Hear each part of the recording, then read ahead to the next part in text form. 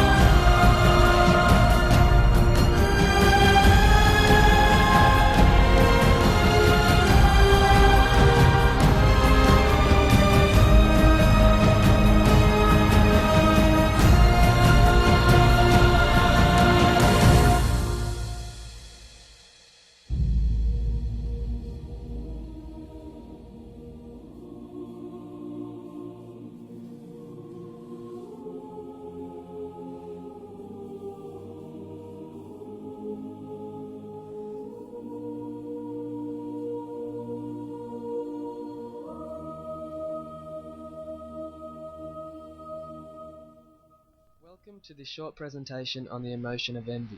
Hopefully after viewing this presentation you will have an understanding of what envy is, where it comes from and how to cope with it.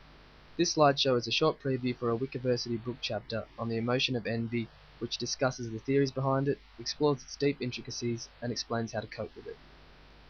The concept of envy finds its origins as early as 350 BC, when Aristotle defined it as a feeling of pain which is caused by the positive fortune of others. In more recent times, envy has been defined as an emotion which is characterized by feelings of hostility, inferiority, and resentment directed towards another person or person's possessions, such as their social status, quality of being, material wealth, or personal achievements. In recent times, psychologists have argued that there are two different types of envy, these being benign envy and malicious envy.